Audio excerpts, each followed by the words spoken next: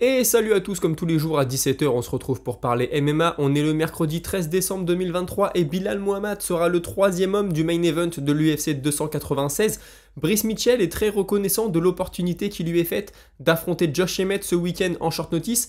On verra que Vicente Luque est bien conscient qu'il faudra mixer des choses pour mettre toutes les chances de son côté dans son combat contre Ian Garry. On parlera aussi de Jailton Almeida qui va affronter Curtis Blades et donc possiblement son combat avec Cyril Gane qui tombe à l'eau. Il y aura aussi plein d'autres informations, c'est parti.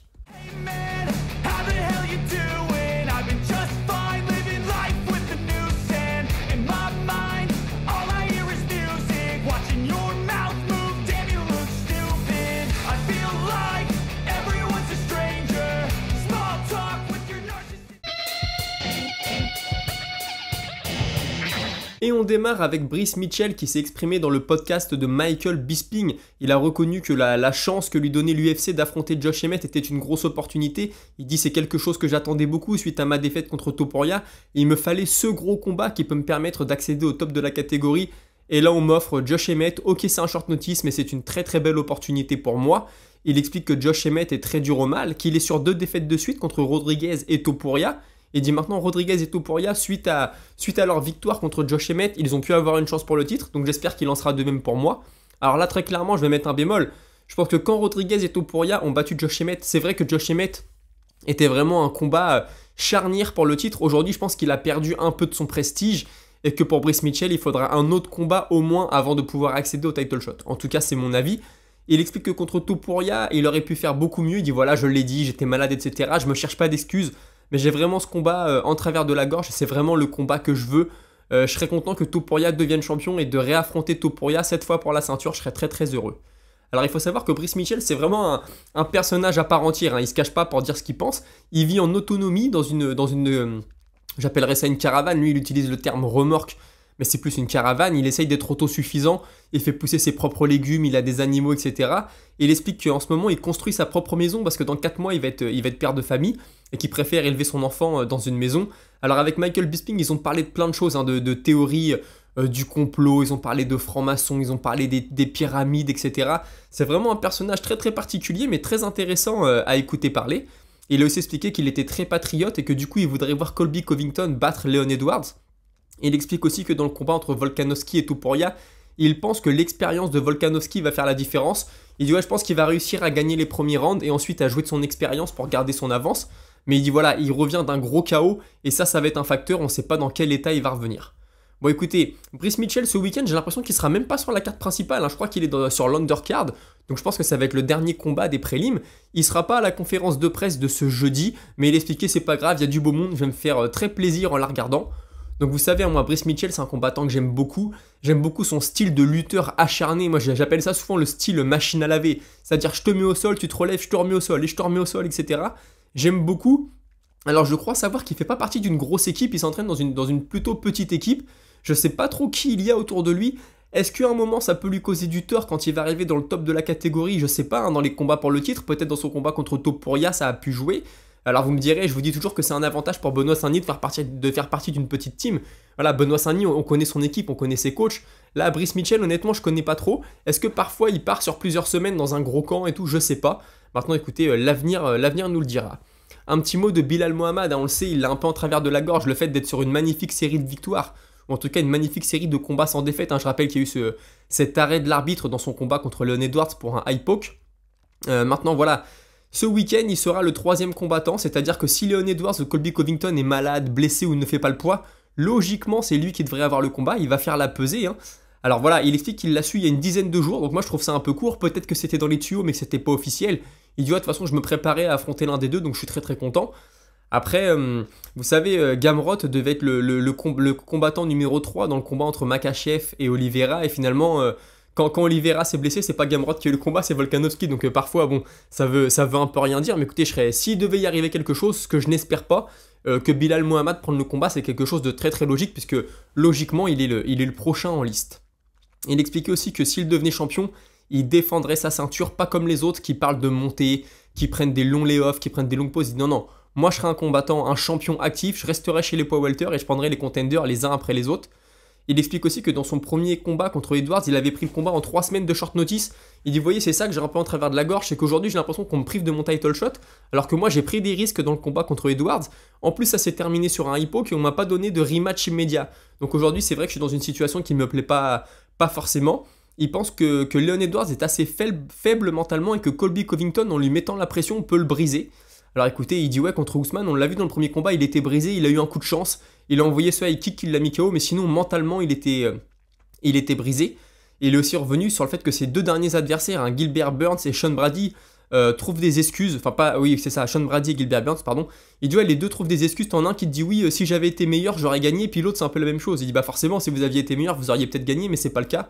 Donc moi je comprends sa position à Bilal Mohamed, hein. Ça fait un moment qu'il, là maintenant voilà, il mérite le titre, on a l'impression que ça vient pas, il n'y a rien d'officiel, compliqué pour lui, puis voilà, Gilbert Burns qui arrête pas de dire qu'il était blessé, on en parlera, hein, il a fait une interview Gilbert Burns, il dit ouais j'étais blessé sinon j'aurais pu le battre, Brady qui dit oui mais c'était pas aux États-Unis, j'ai mal vécu le voyage, et puis mentalement j'étais pas là. Bon bah tout ça pour moi ça reste des excuses, et je comprends Bilal Mohamed, il a l'impression qu'on lui enlève tout ce qu'il a travaillé pour avoir. Bon écoutez, espérons pour lui qu'il finisse par avoir son title shot. Et moi, personnellement, j'espère pas ce week-end. J'ai pas envie qu'on perde notre main event. Maintenant, voilà, s'il peut l'avoir dans le premier trimestre ou premier semestre de l'année 2024, je serais très content pour lui. Un petit mot maintenant de Vicente Luque qui va affronter Ian Gary ce week-end. Il expliquait que c'était très important pour lui de combattre avant la fin de l'année parce qu'il se passe beaucoup de choses dans la catégorie. Il dit regardez, là, il va y avoir le combat Shafkat-Thompson. Il y a le combat pour le titre. Voilà, je voulais pas qu'on m'oublie, je voulais être dans le mix. Et je trouve qu'il a entièrement raison. Il explique qu'il a beaucoup sparé avec Ian Gary il y a 2 ans. Il dit ouais, il y a 2 ans on était souvent ensemble, mais là ces dernières années ça s'est plus trop fait. Il explique aussi que le jour du combat ce sera différent. Il dit ouais, le sparring c'est le sparring, mais le combat c'est le combat. Donc forcément je m'attends à ce qu'il propose de nouvelles choses. Je m'attends à ce qu'il ait évolué depuis l'époque où on faisait du sparring ensemble. Il dit ouais, déjà quand tu fais un rematch, ça te permet d'en savoir beaucoup sur ton adversaire parce que tu as déjà fait un combat ensemble. Mais le sparring c'est encore différent. Il y a eu plusieurs sessions sur plusieurs jours. Tu peux un peu plus jauger ton adversaire. Il explique que le striking de Ian Gary est excellent, mais qu'il pense pouvoir lui poser problème même dans ce domaine. Il explique que maintenant, voilà, s'il a l'occasion de mixer les choses, il va le faire parce que le salut viendra sûrement de là. Il explique qu'il a beaucoup de respect pour Ian Gary. Il dit ouais, j'aime le combattant, j'aime ce qu'il fait en dehors, en tout cas j'aimais ce qu'il fait en dehors, j'ai jamais eu de problème avec lui, on a souvent parlé ensemble, et puis s'il me trash talk, s'il essaye de rentrer un peu dans mon cerveau, moi je rentrerai pas dans son jeu, je sais ce que je dois faire, et il faut surtout pas que je déjoue mentalement. Ça c'est sûr, ça peut être un gros facteur. Si Vicente Luque arrive dans la cage en voulant lui arracher la tête, en sortant de son gameplay, en disant ouais je vais lui faire ravaler ses belles paroles, ça peut être une erreur, je pense qu'il doit arriver calme, focus, et faire ce qu'il a à faire. Ensuite, on quitte un peu l'UFC 296 et on va parler de Jailton Almeida. Voilà, c'est officiel là depuis aujourd'hui, il va affronter Curtis Blaydes. Alors les deux devaient déjà s'affronter la fois passée. Malheureusement, Blaydes s'est baissé, c'est Derrick Lewis qui a pris le combat. Donc on parlait beaucoup d'un combat entre Jailton Almeida et Cyril Gane. Écoutez, j'ai l'impression que ce sera pas pour tout de suite, hein. Thomas Pinal l'avait évoqué, il avait dit ouais, les deux pourraient s'affronter, je prendrais le vainqueur. Jailton Almeida avait tout de suite appelé Cyril Gane suite à sa victoire contre Derrick Lewis. Bon bah écoutez, finalement ça ne se fera pas. Alors voilà, il a expliqué à Almeida que dans le combat contre Lewis, il est content de sa performance. Il dit franchement, j'aurais voulu finir. C'est pas venu, mais je suis quand même content de ce que j'ai fait. Il dit ça fait seulement 2 ans que je suis à l'UFC. J'ai encore beaucoup à apprendre, j'en suis conscient. Maintenant, je suis heureux de ce que j'ai déjà fait pour l'instant dans la catégorie. J'estime que j'apprends à chaque combat et que je deviens meilleur à chaque fois. Il explique être très confiant pour la suite. Il dit voilà, j'ai vu ce qu'a fait Thomas Pinal. Je suis impressionné. C'était une magnifique performance contre Sergey Pavlovich. Je pense qu'un jour, on s'affrontera pour la ceinture dans un futur proche. Il explique que pour lui, John Jones reste le numéro 1. Il dit ouais, c'est mon idole, moi j'espère vraiment l'affronter, mais ça sent la retraite. Il dit j'ai l'impression qu'il va affronter Stipe Miocic et qu'il va partir, ou peut-être un Miocic et un autre combat, peut-être contre Aspinall, mais il dit voilà, j'ai l'impression d'arriver un peu trop tard pour affronter John Jones, mais ça aurait été un honneur. Il explique aussi que son objectif 2024, c'est de prendre la ceinture. Personnellement, je pense que c'est jouable. S'il bat Curtis Blaydes, on sait pas trop ce qui va se passer là-haut, mais honnêtement, il pourrait combattre d'ici 1 an, en fin d'année 2024, pour la ceinture, c'est entièrement possible. Ensuite, on va passer à la minute Colby Covington, le Colby Show, comme j'ai appelé ça hier. Il a donné une interview et là, il s'est lâché. Autant je vous avais dit qu'avec ESPN, il avait été plutôt cool, plutôt calme. Il était revenu sur ses années d'étudiant, ses années lutte, etc. Bon, là, ça y est, on voit qu'on s'approche du combat. Faut vendre le combat, faut se vendre et il y a été à fond. Il a commencé par dire qu'il avait créé une association d'aide aux militaires et à ce qu'on appelle les first responders. Donc c'est policiers, pompiers, peut-être le SAMU aussi, voilà. Il dit ouais, j'ai une association qui donne beaucoup d'argent pour ces personnes-là. Donc là c'était pour la partie mec bien et ensuite il a défoncé tout le monde. Il a commencé avec Chimaev, Je vous en avais déjà parlé. Il dit ouais, moi j'avais accepté de l'affronter, mais ce mec-là il est pas professionnel. Il a manqué la pesée contre Ned Diaz et il était mort de rire sur la balance. Tu fais pas ça à un autre niveau. Maintenant il est monté chez les poids moyens, comme ça il est sûr qu'il m'affrontera jamais. S'il était resté chez les poids welter, ça veut dire qu'un jour on se serait retrouvés tous les deux dans une cage et il voulait pas ça, donc il a décidé de partir. Il continue avec les combattants russes, il dit de toute façon, aucun des combattants russes ne sait combattre, Makhachev c'est pareil, s'il reste en léger c'est pas pour rien, il a bien choisi sa catégorie, il a choisi une catégorie dans laquelle il ne pourra jamais m'affronter.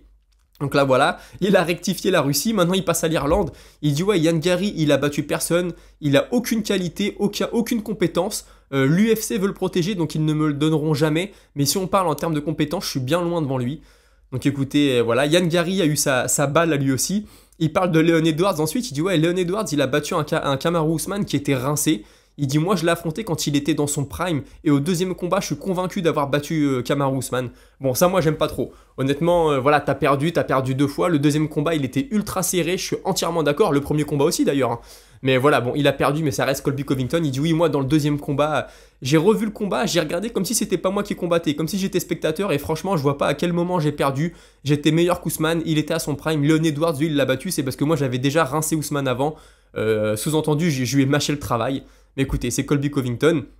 Il explique qu'il va pas lever le pied de tout le combat. Il dit ouais, Ousmane, l'erreur qu'il a fait contre Leon Edwards dans le premier combat, c'est qu'il était en train de dominer, puis il s'y est relâché un petit peu, donc il a donné l'occasion à Leon Edwards d'envoyer un coup et de le finir. Il a appelé ça un Ave Maria, hein, comme on dit, le coup du désespoir. Et il dit contre moi, ce sera pas le cas. Moi, je vais mettre la pédale d'accélérateur à fond pendant tout le combat et il aura aucune occasion. Ensuite, il a fait une référence à 1776, hein, le traité d'indépendance des États-Unis. Il dit ouais, on va leur refaire une 1776. Donc c'est quand en gros, les Américains ont viré les Anglais. Hein. Bon, c'est une image que je vous donne, mais voilà, ils sont devenus indépendants. Leon Edwards était en représentant de l'Angleterre. Je crois qu'il est né en Jamaïque ou ses parents en Jamaïque, mais il vit, il s'entraîne, il représente l'Angleterre. Il dit voilà, on va leur refaire une 1776. Et la journaliste lui dit ouais, tu sais, Leon Edwards, il dit que tu joues un rôle. Il dit que t'es pas vraiment comme ça, que tu fais ça pour le show. Il dit mais depuis quand ce que dit Leon Edwards est intéressant? Leon Edwards, j'aimerais bien savoir son niveau d'éducation. Je pense qu'il a même pas été à l'école primaire. Et ensuite on lui dit oui, Masvidal a dit qu'il était à la retraite, qu'il était bien à la retraite, mais qu'il pourrait revenir seulement pour un combat. C'est un combat contre toi en bare knuckle dans son organisation. Et là, il a pris un air très hautain. Il dit mais attends, moi je m'apprête à être champion UFC poids welter, le meilleur poids welter du monde. Je combats à l'UFC, je vais pas les combattre dans une petite organisation pour combattre un mec qui est rincé. Donc voilà, ça c'était pour Masvidal, son nouvel meilleur ennemi, hein, depuis que les deux ne s'entraînent plus ensemble. Et puis il a fini en parlant de Donald Trump. Il dit ouais, on a mangé ensemble, il m'a donné plein de conseils, on a parlé de mon game plan, parce que Donald Trump, il a fait de la lutte, il sait ce que c'est le combat, donc ses conseils étaient très importants. Je voulais faire mon entrée dans la cage avec Donald Trump. Donald Trump était partant, mais d'un niveau logistique, c'est beaucoup trop compliqué pour l'UFC, donc ça ne se fera pas. Écoutez, c'était la minute Colby Covington, on connaît le personnage, moi je pense qu'il joue un rôle, hein. Honnêtement, tout le monde le sait, je pense que lui aussi, il sait qu'on sait, et puis voilà, il s'amuse de ça, il joue de ça, c'est comme ça qu'il se vend, je vous ai déjà raconté l'histoire, hein. Il était pas loin de se faire cutter malgré des bons résultats, puis quand il a pris le rôle du méchant, tout de suite sa notoriété est montée en flèche. Rafael Dos Anjos et Mateusz Gamrot vont s'affronter à l'UFC 299. D'ailleurs, le combat Almeida contre Curtis Blades, ce sera aussi à l'UFC 299 de Miami. Je vous disais hier qu'il y a une très grosse carte qui se profile, bah écoutez, ça se confirme. Donc Rafael Dos Anjos, on pensait qu'il montait définitivement chez les poids welter, et bah non. Il reste chez les poids légers, il affrontera Gamrot, donc du coup pour Benoît Saint-Denis au mois de mars. Écoutez, s'il combat vraiment au mois de mars, ce sera ni Gamrot ni Dos Anjos, donc qui va-t-on lui mettre en face? Je ne sais pas, mais ce ne sera ni l'un ni l'autre. Ensuite, ce vendredi aura lieu une maxi conférence de presse avec tous les combats principaux du début d'année 2024. Il y aura Sean Strickland, il y aura Sean O'Malley, etc., etc. Donc ça fait depuis le Covid-19, l'UFC n'avait pas organisé ce genre de conférence de presse en amont de plusieurs combats. Il y a toujours les conférences de presse avant les pay-per-view, mais là, voilà, c'est quelques mois avant. Donc écoutez, jeudi, conférence de presse pour l'UFC de ce week-end. Vendredi, conférence de presse pour les événements du premier trimestre 2024. On va avoir de quoi débriefer. Et puis on finit avec une petite info, Herb Dean, mythique arbitre de l'UFC, ce week-end sera juge sur 2 combats. Voilà, la commission l'a autorisé à juger 2 combats de la carte. Donc écoutez, Herb Dean, très bon arbitre, en conflit avec John Jones, je le rappelle, je pense que John Jones n'en pense pas la même chose. Mais en tout cas, on le verra en tant que juge ce week-end. Écoutez, on a fait le tour de l'actu MMA pour aujourd'hui, je vous propose de passer à la minute auditeur. On a Vincente Mata qui me dit Makhachev versus Tsarukyan. J'adorerais voir ce combat plutôt que de revoir Do Bronx ou Gaethje. même si intérieurement j'aurais préféré un Benoît Saint-Denis, mais j'ai l'impression que Islam Makhachev ne sera plus là quand Benoît Saint-Denis sera au top. Alors ça écoute, je sais pas du tout, ça risque de prendre du temps à Benoît Saint-Denis de monter, surtout si Makhachev décide de monter en poids welter, je sais pas si ça se fera, hein, mais ça va bloquer un peu la catégorie, tout ça. Benoît Saint-Denis, je pense qu'il est encore à 1 an et demi peut-être de combattre pour la ceinture. Qu'est-ce que ça va donner d'ici là? C'est un calcul que je fais à la grosse, hein, vous m'en voudrez pas. Il explique aussi que ce week-end, il y a le combat du Ares avec Sola contre Turpal Yunosov. Vous savez, moi je regarde pas trop le Ares, honnêtement, je vais être honnête avec vous. C'est très très rare que je regarde. Je sais que ça plaît beaucoup en France, j'ai beaucoup de gens autour de moi qui en parlent. Et ce week-end, il y a aussi le combat du karaté combat entre Anthony Pettis et Benson Henderson. Donc ça fait un très très beau week-end de combat. Ensuite, on a Andy qui me dit « Je pense que Conor ne revient pas pour faire un run, il a déjà fait ce qu'il avait à faire, même si c'était un peu court. Entièrement d'accord avec toi. Il est vite parti en cacahuète. Après ça, il a eu une grosse blessure, et c'est vraiment une blessure sérieuse. Mais je pense qu'il a fait ce qu'il fallait pour être au haut niveau. Il a moins de motivation parce que maintenant, il est blindé d'argent. Puis s'il revient, ce sera surtout pour un money fight. » Je suis plutôt d'accord avec toi. Alors moi, j'aimerais revoir Conor revenir dans la catégorie, combattre 3 fois par an, Conor être au top, etc. Je suis pas forcément un fanboy, comme on dit, de Conor, hein.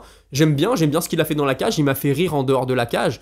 Maintenant, voilà, je pense qu'en effet, un run jusqu'à la ceinture, c'est un peu mort pour Conor McGregor. Ensuite, on a Jean-François qui me dit « Après la prestation de Tsarukyan, Makhachev qui dit ne pas être intéressé par les revanches. Après avoir combattu 2 fois un featherweight d'1m50, il a peur, aurait-il perdu ses intraveineuses? Après Geji, il va sûrement call out Dos Santos ou Chandler. » Écoute, je sais pas, je pense que tu voulais peut-être dire Dos Anjos, je suppose. Hein. Ouais, bah c'est vrai que pourtant Tsarukyan, après ce qu'il a montré, on a vraiment envie de voir ce combat. Ça serait un combat très intéressant. Après, je suis d'accord, il a battu un poids plume. Honnêtement, ça a été un très beau combat, et le deuxième combat, je vous l'ai déjà dit, ça commençait très bien. Volkanovski avait plutôt eu le dessus dans un échange de lutte, hein, au clinch debout, j'avais été bluffé, puis bon, il s'est passé ce qui s'est passé. J'enlève rien à Volkanovski, maintenant voilà, j'ai envie moi de voir Makhachev régner chez les poids légers, prendre Tsarukyan, prendre Geji, prendre un tel, prendre un tel. Est-ce que ça arrivera, est-ce que ça n'arrivera pas? Je ne sais pas. Et ensuite, il y a Rakai de Shanghai qui me dit « J'ai une information, si tu veux, pour le prochain UFC en mars. Il semblerait que ce soit en France et Nora Cornell a déjà un adversaire, c'est la Mexicaine Montserrat Rendon. » Eh ben écoute, t'as raison, j'en avais pas du tout entendu parler, honnêtement. J'ai vérifié ton info et sur le site UFC Fan, qui est un site plutôt fiable, il est annoncé que le prochain combat de Nora sera bien contre cette Mexicaine. Donc écoute, très très bonne info, merci de me l'avoir communiqué. Écoutez, on arrive au bout de cet épisode, on aura fait pas loin d'une vingtaine de minutes, je pense. Merci de l'avoir écouté, on se retrouve demain à 17 h, n'hésitez pas à commenter, à liker ça coûte rien, vous abonner c'est pareil, parlez-en autour de vous, commentez, je vous réponds en commentaire et dans la minute auditeur j'en rajoute une petite couche s'il y a besoin. Je vous dis à demain, 17 h, salut!